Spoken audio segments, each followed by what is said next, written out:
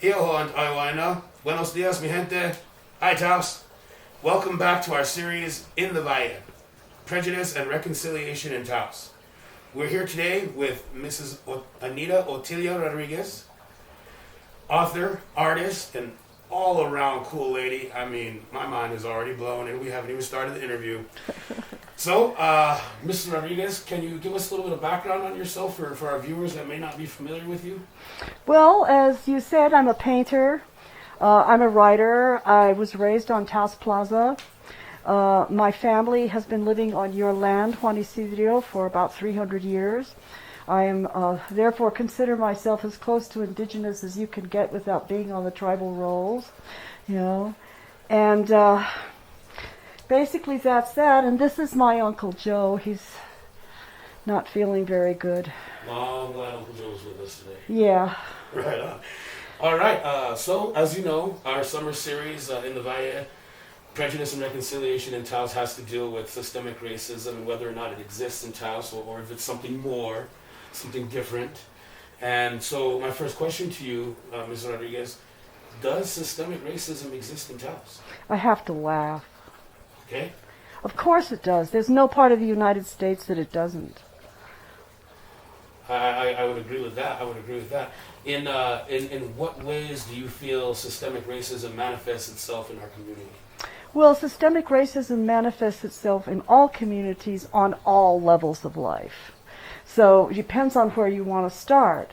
With health, it's like Native Americans are dying at 10 times the rate as white people of the coronavirus here in New Mexico. So that's like a symptom of systemic racism, right?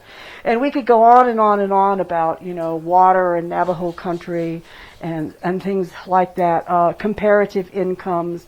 So systemic racism manifests in your profession, in your health, in your family, in your education, in law enforcement, in the courts. There is no part of life that is not touched by systemic racism. In your own experience, growing up here in Taos, right, being an ancestral Taoseña, right? Have you experienced any kind of racism or prejudice here in Taos? Oh, absolutely. The irony of the thing is that I grew up in a town where there was no way I could fake it. No matter how light-skinned I am. Like I am identified, of course, by the whole town with the family that I am part of. And the family that I am part of were traditional enemies. My mother was a white Southerner, a slave from a slave-owning family. Their house is in the book of American, colonial architecture. And on my father's side, along with your ancestors in 1847, our ancestors were hung in Taos Plaza for fighting against my mother's ancestors. You're talking about the Taos Revolt? Yes. No, 1847 right. Was when yes. Then right. The Mexican-American War. Yeah, right. Yeah. How could they call it a revolt? We were defending our own land. I feel the same way. Just don't use that word. Right. But for for everybody out there who may not be familiar, the Taos Revolt, as it's called in the history books, occurred in 1847. Of course, that was not just. I know it's a lot of people always draw back to the Pueblo and say that it was a Pueblo type of revolt, but that is not the case. It was actually all of us here in the Valle. In 1847, the United States conquered New Mexico. Right. Punto. It's like they took Colorado, Arizona, Texas, and California, which had formerly been part of Mexico, in what was internationally recognized as an illegal war. Mm-hmm. And we fought here in Taos, your people and my people, to defend what was our land, which was at that time legally part of Mexico. Mm-hmm. So it was not a revolt. It was, they were heroes, not I think so. rebels. I think so, because, when you think when a lot of people don't know the details as to how the Mexican-American War started, but it was basically the president at the time sent troops into disputed territory, and when those troops were attacked, he was able to then tell the American society, American blood was spilt on foreign lands, let's go get them. And that's how they got them. It was the United States' first act of imperialism. And the country has since followed exactly the same pattern all across the globe. I would even say that it's probably, I would argue that it's not the first, but definitely at the top of the list. Things that the American No, actually, I think that it was the first act of international imperialism. Yeah. Huh. Because I would always refer back to like the conquest of the East of Coast. Turtle Island. Yes, basically, yeah. I would say that was the beginning. Okay, you're right. You're correct. So yeah, well, I'm glad we came to that common ground.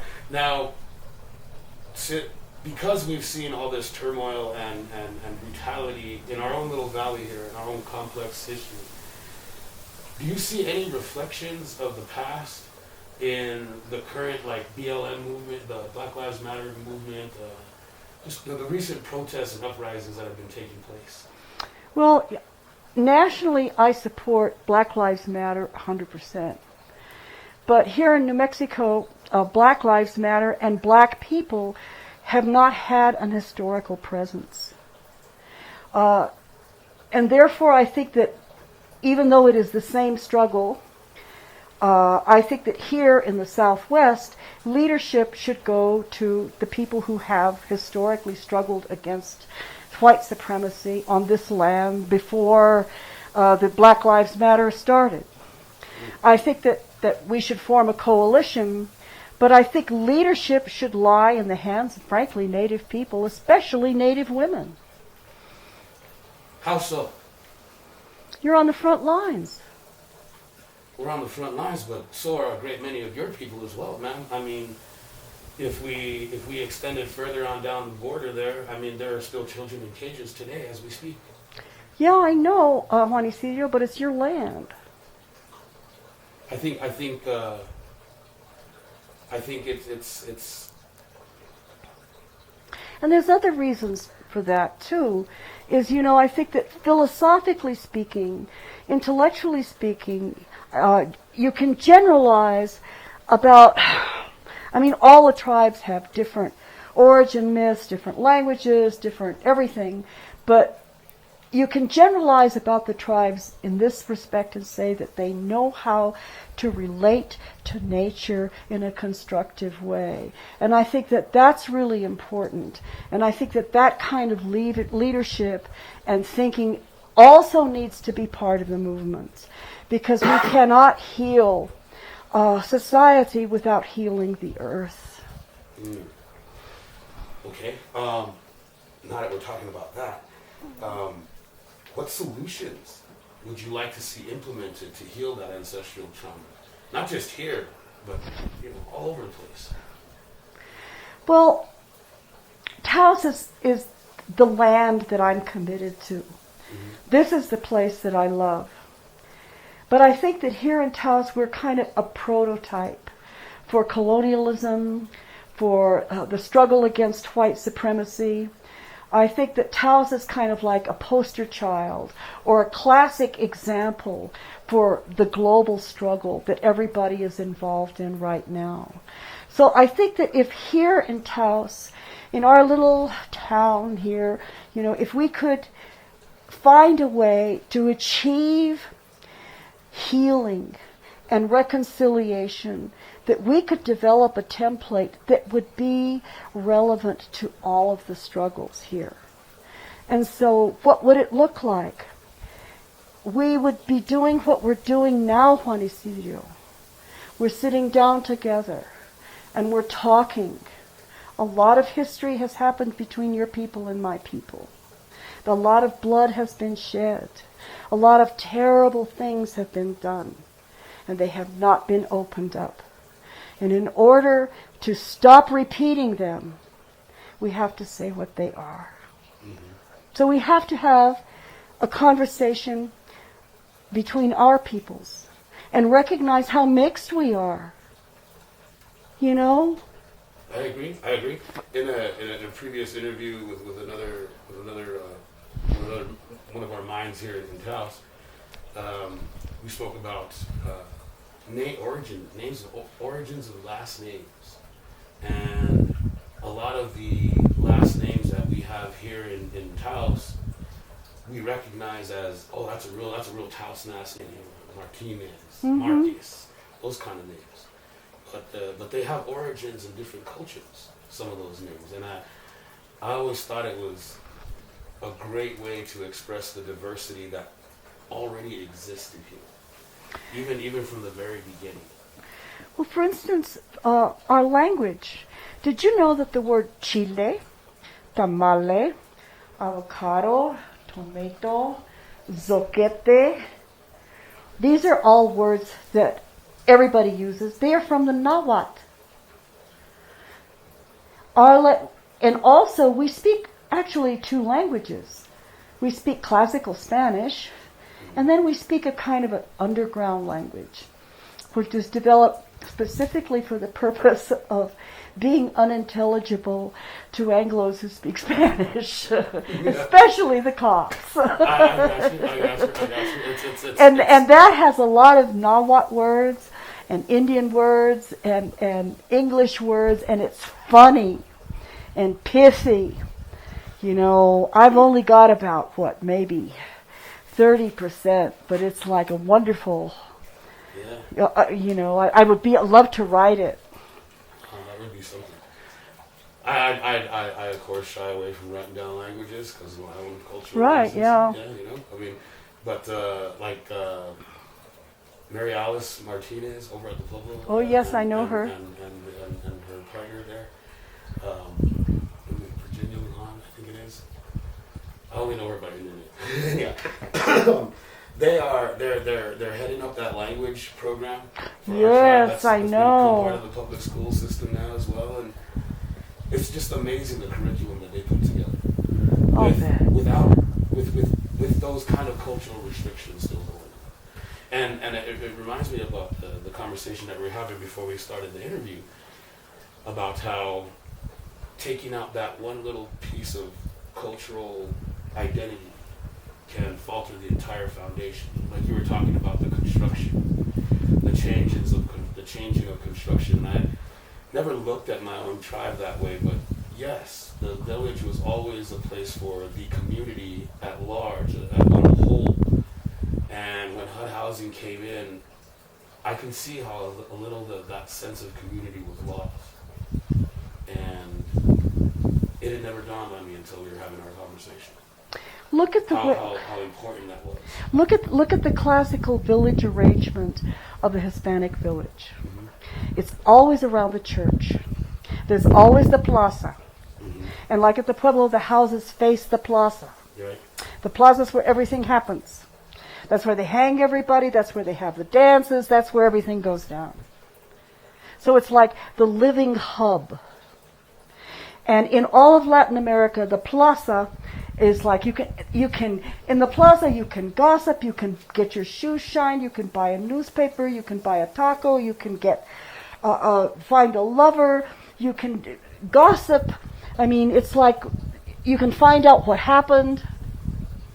You stay in the loop on the plaza. And on our old plaza, you used to be able to buy anything you needed, and there were people there from 9 until late at night. It was so safe. You could leave your kids on the plaza. And if we did something bad, our parents knew about it before we got home. I miss that. I really miss that. Taos was still like that when I was growing up. The cops took you home. Yeah. Horror of all horrors. Or your grandma. To your grandma's God house. forbid. Oh, wow. They take you to grandma's house. That was heavy. That was worse than going to jail. Oh, much. Because you weren't. Chances are you weren't going to get to sleep it off. Yeah, right. So, okay, since we're talking about the plaza, and this conversation has come up quite recently, and a lot more recently, with the, I mean, you see it all across the United States. People they're uprising. They're calling for the removal of certain political figures, certain historical figures, statues. I know right now there's a petition online to dismantle Mount Rushmore. And I won't say if I support or am against any of those things, but Mrs. Rodriguez, even here in our own town, people are calling for the Kit Carson Park to change its name, and for the removal of Padre Martinez from the plaza. What do you feel is the best route to take to address those demands? Well, I agree with him. You know, Padre Martinez was a member of my culture. I know many of his relatives, and I know how they got to be his relatives. And yeah, I think we should take it down. I'm glad they took down the Oñate statue. Mm-hmm. You know, I'm hoping that this does not lead to another form of erasure, because I think public art should tell the truth. And I think that, for instance, the truth should be told about Padre Martinez. Right, a sort of education along with the monument. Just the truth. How about a mural that has the truth, so that nobody can lie about it anymore? It doesn't have to be one side or another side. It's like, put it together. Consult with the elders in the oral tradition. Let them talk about it. You know, then you know, don't neglect the academics and, you know, the archaeologists and all of that, and put it together and put it in the books, but put it out in public art. A sort of mosaic of the man's life, along with his accomplishments and failures? Well, you know, it's like one of the things I think that we are being called upon in this incredibly difficult time of history is to learn to hold the good and the bad. I'm not a Christian. I'm a lousy Catholic. I belong to a Catholic family. You know, I respect it. I know really good Catholics, but I'm not one of them. And I don't believe in good and evil are opposites or enemies. I believe that they are parts of a whole. They cannot exist without each other, and their movement is like a motor. And like day and night and male and female, it drives life. So we're going to have to accept a lot of bad things. And we're going to have to learn to hold this. And hold here the hope. We're going to have to confront atrocities. And say, yes, my blood did bad things. I'm genetically related to some of the worst atrocities that took place here. You know, and how can I balance that with what's happening now today? How do I act in my community and with people? I have to hold them both. I can't say, oh, you have to understand it was a different time. I have to say, no, a massacre is a massacre is a massacre. But here I am. You can judge me for yourself. Well, I like it. You know, you acknowledge. I mean, I feel the very first step that we have to take, even in this project that we're conducting, the very first step that we have to take is acknowledgement of those past events. I agree. They happened, and even some of my own people at the Pueblo would rather forget it and move on. I'm often recalling some words that my dad had said to me a long time ago. We were working out in the fields, and he tells me, he goes, "Get out of your phone already. What are you worried about? What's got your attention so deep in there?" I started telling him, oh, you know, there's these things that are going on, there's these protests, and people are getting ready to do some stuff on the plaza because of what's going on with the water is life thing. And he tells me, he goes, well, I'm going to come over here and help you with this irrigation? Are they going to help us cut this when it's time? So it made me focus on what was in front of me, rather than dwell on something that happened in the past or even a current event like the virus. The virus hadn't stopped us from continuing on as farmers. So we planted our garden, cleaned our ditches, we've mended our fences. So I feel what you're saying there. You have to be able to hold both. Mm-hmm. I mean, yes, I'm not living in fear, but I am living in the courtesy of the moment to wear a mask for others' sakes, you know. But when I go home, I take off my mask, I hug my wife, hug my children, I give them a kiss, and then the day goes on. Yeah, no, I think that this virus has been like a huge magnifying glass, you know, and it's going to change absolutely everything. Nothing is going to be the same. Like tourism. I mean, from the fossil fuel consumption, air travel, down to being able to go into a restaurant, stay in a hotel. It's not going to be the same. I think it's a excuse me. I think it could be a great time for small business, though. I think it's going to be an incredibly creative time. People are going to come up with all kinds of solutions. You know, it's going to open up all kinds of cans of worms and Pandora boxes. And conversations are going to begin that have been on the back burner way too long. We're going to have to talk about things that we really need to talk about. Right. You know, and so that's good. And I'm all for harmony, and I really understand that.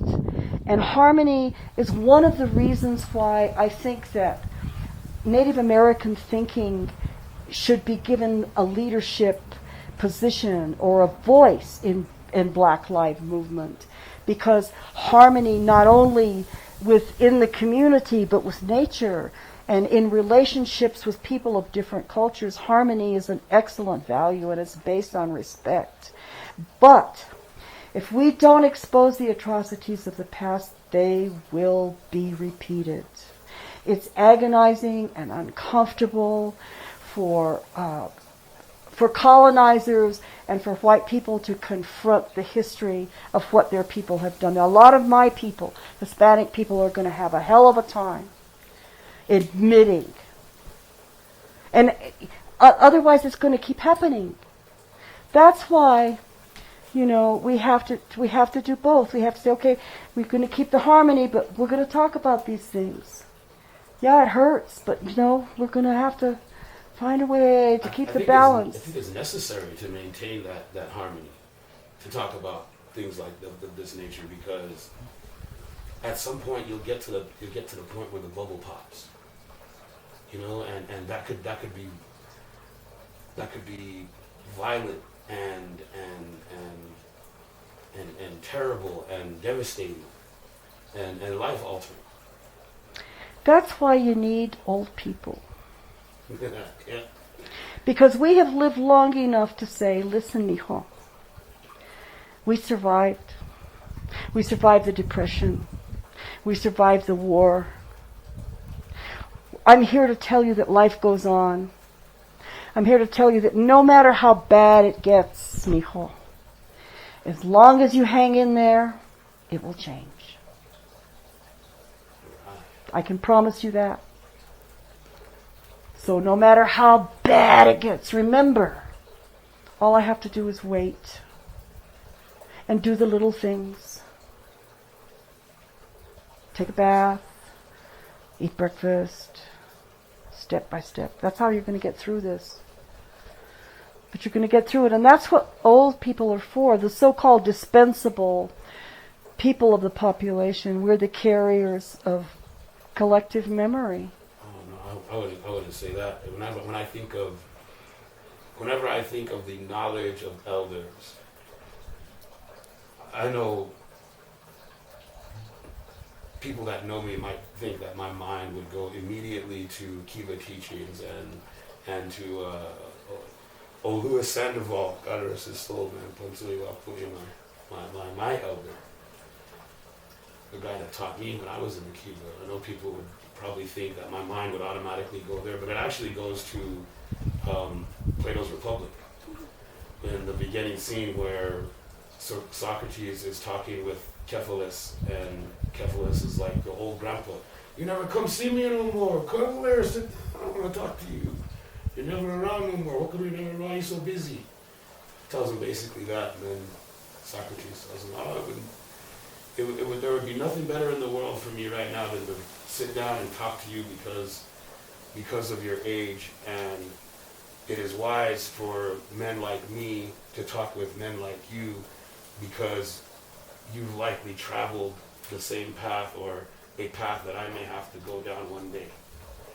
So he almost turned his wisdom into like a divinity in that statement, in that portion of Republic. And yeah, it just, it strikes me. You get to a certain age and you watch people and you say, oh, okay, I know what he's going to do next. Yep. I'll watch him do this now.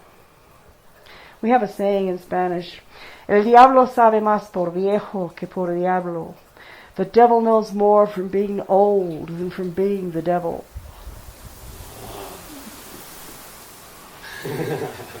And also this respect for elders is a cultural thing. And that's, I mean, I love my culture for lots of reasons. I know my language, I know my history, and I've spent my life trying to preserve my culture, and I love my culture. But one of the things about it that I like the best, especially now, is I get respect just because I survived this long. Age itself, I mean, I could be an idiot, but they would still give me a place to sit. That's that, yeah. I mean, I've oh God, please forgive me for saying this, but I've run into some pretty boneheaded elders in my time. But there's still, even in their, for lack of a better phrase, lack of intelligence or lack of education, there is still a wisdom there. I know some of my own tribal members speak about our tribal leadership and the lack of education, the lack of degrees that our elders hold. But we must not forget that they have been down these paths that we have yet to traverse. Wisdom and education, well, like we need them both. Don't forget Einstein said, imagination is more valuable and precious than knowledge. Knowledge is limited, but imagination encompasses the cosmos. And if ever there was a generation that needed to use its imagination, it's my granddaughter's generation. She's just been potty trained and she's so cute. She's there in her little jobbies, and she's, if Trump loses the election, I'm going to put her on this video on, it's going to go viral. As my little granddaughter goes towards the camera and she's holding up the potty and she's, bye-bye, Kaka. You'll probably have to cut that out. That's okay. But I think we're. What if he loses? Oh God. Well, let me ask you this now then. How do you feel about Trump and how do you feel he's been doing lately? Oh, he's desperate. He's desperate. He's going to do anything. He'll sacrifice the country, to stay in office. So he's going to do anything. And I think that what he is hoping for is the excuse to declare martial law, and either annul or something with the election. He's not going to let go. Because once he's out of office, he could go to jail. But the thing about getting rid of Trump is it's not going to be over, JuanIsidro. How so? Well, you think that what's going to happen if he loses? There's going to be violence. If he wins, there's going to be violence. Yeah. Que no? I can't really say if I agree or don't because I'm the conductor of the interview. So yeah, I know, but really on that. It's incredibly likely because he wants it. That's the only way he's going to do it. So the question is, what is the military going to do? I think a lot of us have. Been enabling one another to go that route. What route? What do you mean? That route, like you're talking, that there's going to be violence whether he wins or loses, and that's kind of what I don't want to happen here. I don't want it to happen here either, but, I think that you need to know who wants violence. You need to know who they are, and the names of their organizations and who they are. And I think that one of the things that we need is sophisticated nonviolence training. Because I don't believe in violence. It never solves anything. I'm with you. I think nonviolence, by all means. That's what saved Standing Rock, and that's what made Standing Rock an icon of resistance in history. Nobody will ever forget that. I sure will. Did you go? No. My heart was there, but I couldn't bring myself to go up to the front lines because it was still at a time in my life when I believed in violence. When Mini Wakanji started, I admit I was kind of against it. I was on the other side of it for a while because not of the issue, but of their method. Because I could not even bring myself to look at footage or images of Native Americans. And I say Native Americans because I always have to differentiate that my people come from Taos Pueblo. My people are not Sioux. My people are not Navajo. My people are Taos Pueblo. But I still identify with them as well. Sure. But so watching those natives being shot with rubber bullets and hydro cannons at close proximities and people losing eyes from the rubber bullets and I just arms. It made my blood boil and I wanted to strike back and I could not bring myself to understand why they were being nonviolent.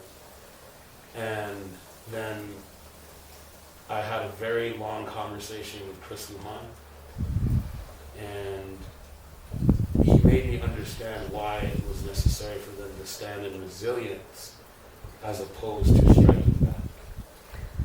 And now I understand a little bit better. And even myself, now, I understand that violence is not the answer. Besides, we're outgunned. That's what they want. If we use violence, Mow them down.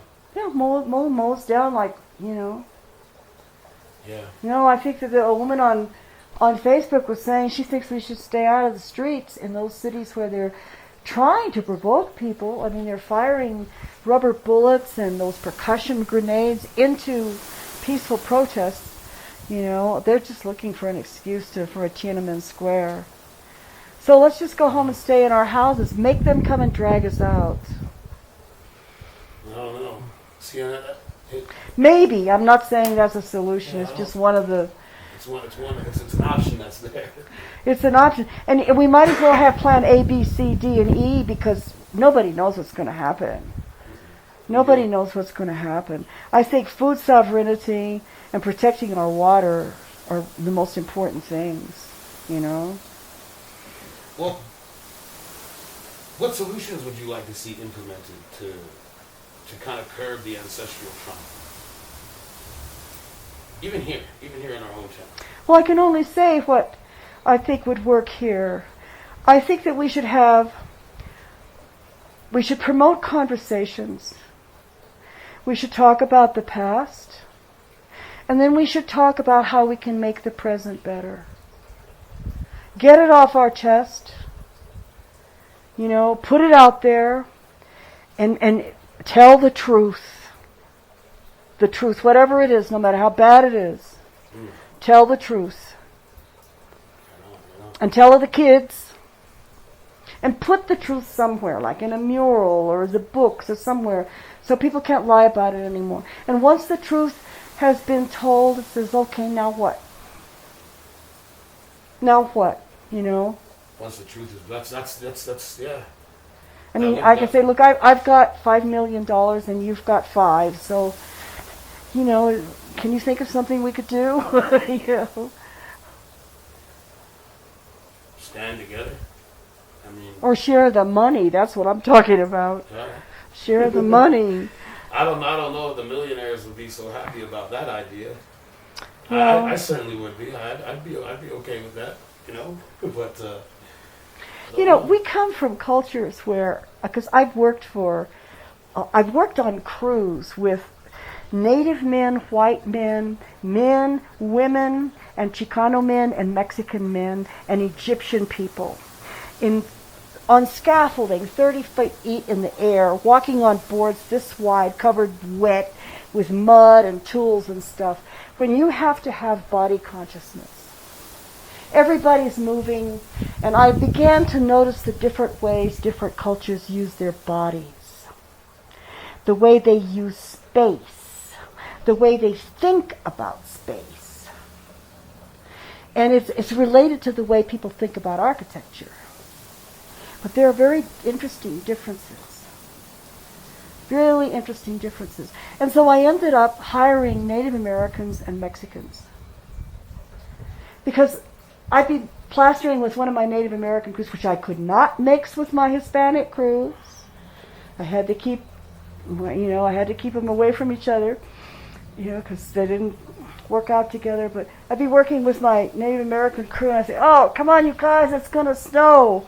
Let's go home." I'd say, "No, we'll melt the snow to make the plaster." yeah. Or I'd say, "Listen, we need to chop a little wood." And I would watch a guy take an axe, and he'd go, with the axe, he would put it in the stump and pick the stump up with the axe, and then split it. I mean... Wow, man, he must have been quite the catch. You know what they say about those guys that chop woods? Wow. Oh, yeah. So I would notice these differences. I would notice the differences. And the Mexicans, too, man, really hard workers.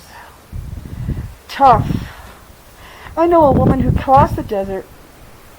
She had to leave her baby in Tijuana with a stranger because she couldn't bring her baby across the desert. So she did, and it's like 4 days, and on the trip, like an old man, just gave in. And he said, "Leave me, go away." And they said, "No, we can't." So they carried him, and they dragged him, and it was awful. And then when she gets to the point where they are across the border, and they're near the highway, and the coyote is going to pick them up, she falls off the car and lands on a cactus, and the spine goes through her hand. Right? The next day, she's cleaning toilets in a motel. And the other guys are picking lettuce. The next day. Oh, yeah. I feel that. And those kids that are in cages, they took 500 women from Acoma to Zacatecas. 500 women. Where are their descendants? I know a woman from, what pueblo is she from? Jemez. She's a potter. Her family has 2 plates that belong to a woman from Michoacan, Mexico, which is way down south, who came all the way up to the United States with 2 plates to Acoma to say, "I'm returning these plates. These are from your village where my ancestors come from." You see, that's the stuff that I'm talking about, man.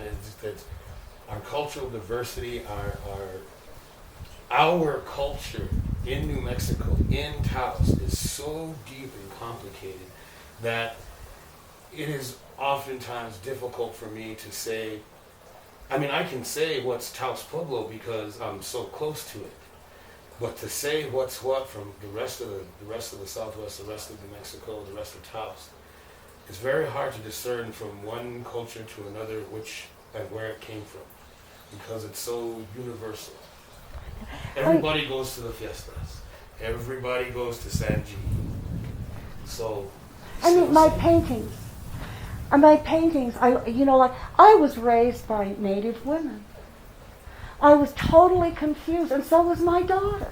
I taught school out at Taos Pueblo, and so, it's just so mixed. I remember I was all worried about toilet training, and I bought the books by Freud and Piaget and all of this, and oh my God, I'm going to ruin her sex life and everything. And I bought the potty chair. No, that's not good. We have to have contours. So I put it in the bathroom, and then I'd leave her at Rose Concha's house, and I'd walk down from the school, pick Shemai up, and then I'd take my kids home And I look out, and here's my little girl, and she's walking out of the door with a coffee can, right? She takes the coffee can, she puts it in this abuela, does her business, takes the coffee can, dumps it out in the outhouse, then gets water from the river without dirtying the river, washes out the can, and puts that in the outhouse, and then goes back in. And then another time, I was walking my kids home from school, and I look up, and I can't remember what story. This is my baby walking on the wall, and I'm about to scream. And I'm with a guy who says, that's how we teach him not to fall. Leave her alone. Yeah, you fall, you're going to learn your lesson for sure. And look at this painting here. It'll tell you how mixed up I am. Okay. I call this painting Koat Lalo Upe. It's a Nahuatl word, and it means, it's for a goddess who was a Mexica goddess, and it means she who has dominion over snakes. Right? Okay. Okay, so the Spaniards come, and they bring with them the image of the Virgin Mary from a town in Spain called Guadalupe. Okay. So you can see what happened. Is the Mexica said, oh, okay, let the priests think whatever they want. You know, we'll just call it whatever they like. Mm-hmm. So there she is, but she's crushing the black snake. And the black snake has now different connotations. Here's a little red fawn. And she has the lightning of vengeance in her hand. But she's bringing water. And here are the women from all the cultures of the world, Africa, China, Taos Pueblo. Women carry water for agriculture, construction, household consumption, livestock. Women carry water all over the world. We are the water carriers. And it's from the water of our wombs that life comes. And all wealth comes from the womb.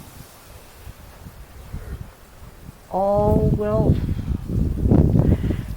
And that's why patriarchy has taken away our control of the womb. And there's no accident that European patriarchy has colonized our wombs. And look what it's done to the earth. The womb and the earth. Did you know that for 400 years continuously in Europe, women were burned in the stake for witchcraft? There were villages where only one woman was left.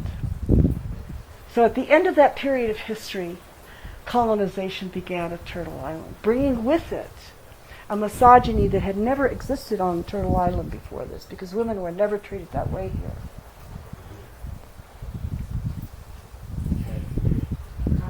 And so the treatment of the earth and taking away from us the right to decide when we should bear, when we should give life, is, besides being, against nature and really stupid, is, once again, it's like colonization, patriarchal colonization. And what you were saying about the complexity of our town, I guess you'd call it our valley, because it includes the town and the villages, the pueblo, and even Picuris. Seco and Hondo. Yeah. I mean, I have, I have blood in Picuris, so it's all part of the same thing. BLM cannot lead here. Nobody can lead here except somebody from here, because it would take somebody from here just to know how to talk to people. And BLM managed, nobody's ever going to do anything in this town that everybody agrees with. But BLM managed to do something that pissed off everybody. It was just not a respectful way. They could have done the same thing and gotten allies, because, Black Standing Rock people support BLM. It's a no-brainer. Mm-hmm. Yeah. I would have to agree that, yes, I support BLM, but the rioting and the violence, no. Well, JuanIsidro, who are the real looters? I understand that, but I mean, people who live in glass houses shouldn't throw rocks. You know, it's like so they looted Target, stole a few TV sets. What I'm worried about are the Wall Street bankers, you know, who took thousands of houses and created homelessness. oh no, That's the looting. Well, don't get me wrong. I totally agree with you there. I mean, if you're gonna loot somewhere, yeah, make it a big box store. But just like, let's say they looted the Walmart in Taos. Yeah. That Walmart, that store supports so many people in this town. I guess it does. And it would be pretty hard on those families that have to shop at those places. Yeah, I try to shop as local as I can, but a lot of the time shopping local isn't in my budget. So I do often rely on the big box stores. And if that were to occur here in Taos, I can imagine how many people would be out of toilet paper, out of detergent, out of those kind of things, yeah? Yeah, no, you're right. It's like our supply chain. We're going to go ahead and wrap things up now. And I'd like to thank Mrs. Rodriguez for your time. I took a And that's okay. For your time and your wisdom and your experience in sharing those with us, sharing all that with us. Please tune in again next week, and we'll be talking with more brilliant minds in our community. Again, thank you, Mrs. Rodriguez. And thank you, Taos. Gracias. Bye.